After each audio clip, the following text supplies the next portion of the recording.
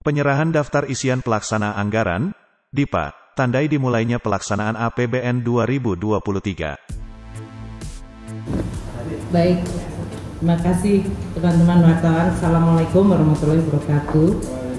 Alhamdulillah hari ini kita telah menyaksikan pelaksanaan penyerahan DIPA tahun 2023 dan transfer keuangan dana desa untuk alokasi 2023. Menteri Keuangan melakukan penyerahan DIPA 2023 dan daftar alokasi transfer keuangan dan dana desa untuk alokasi 2023. Pelaksanaan penyerahan DIPA dan TKDD tahun anggaran 2023 menandakan akan dilaksanakannya APBN 2023, yang dengan penyerahan ini berarti seluruh kementerian, lembaga dan pemerintah daerah sudah mulai bisa melakukan kegiatan, termasuk melakukan procurement meskipun belum masuk tahun anggaran 2023.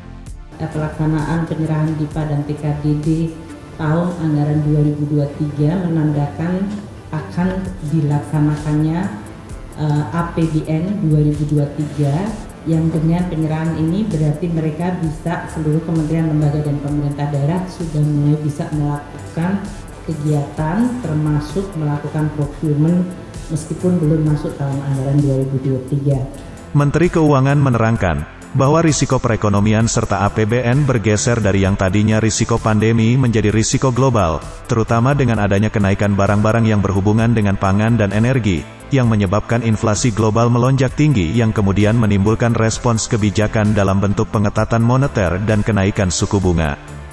Kita mengetahui bahwa APBN bekerja luar biasa sangat keras pada tahun 2020 hingga 2022 ini di dalam menangani COVID-19 selama 3 tahun berturut-turut. Namun kita juga melihat bahwa pelaksanaan APBN telah mampu melindungi masyarakat, melindungi perekonomian, dan sekarang saatnya juga APBN mulai disehatkan kembali. Risiko dari perekonomian serta APBN bergeser dari tadinya pandemi menjadi risiko global, terutama dengan kenaikan barang-barang yang berhubungan dengan pangan dan energi yang menyebabkan inflasi global melonjak tinggi, yang kemudian menimbulkan respons kebijakan dalam bentuk pengetatan moneter dan kenaikan suku bunga. Menurut Ibu Sri Mulyani, tahun 2023 harus diwaspadai karena ada 3 potensi krisis yang akan terjadi, yaitu krisis pangan, krisis energi, dan potensi krisis keuangan di berbagai negara yang tidak memiliki fondasi yang kuat. Oleh karena itu, Indonesia juga harus meningkatkan kewaspadaan terhadap kemungkinan berbagai risiko tersebut. Ini tentu menimbulkan 3 potensi krisis yang harus diwaspadai pada tahun 2023, yaitu krisis pangan, krisis energi, dan potensi krisis keuangan di berbagai negara yang tidak memiliki fondasi yang kuat. Oleh karena itu, Indonesia juga harus meningkatkan kewaspadaan terhadap kemungkinan berbagai risiko tersebut.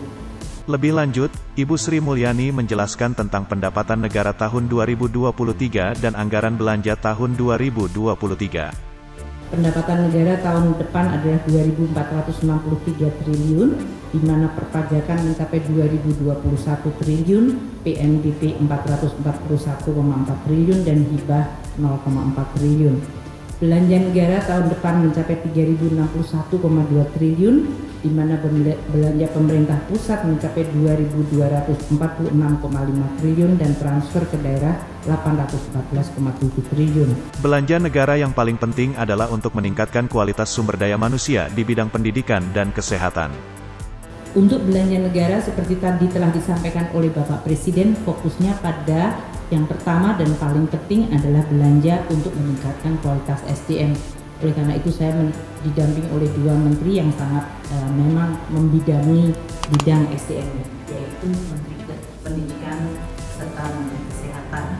Kita juga terus memperluas dan memperkuat dan mereformasi jaring pengaman sosial seperti yang disampaikan oleh Bapak Presiden, dengan memperbaiki dan memperbarui data-data kemiskinan masyarakat rentan melalui survei register ekonomi dan sosial.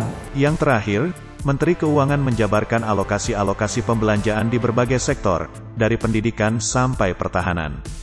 Berikut penjelasannya.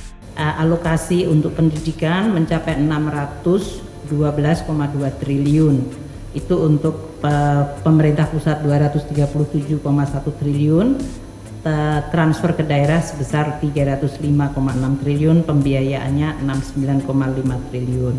Untuk bidang kesehatan, tidak hanya anggarannya Pak Menkes tadi yang disampaikan, ada anggaran 178,7 triliun, di mana belanja dari pemerintah pusat 118,7 triliun, transfer ke daerah 60 triliun.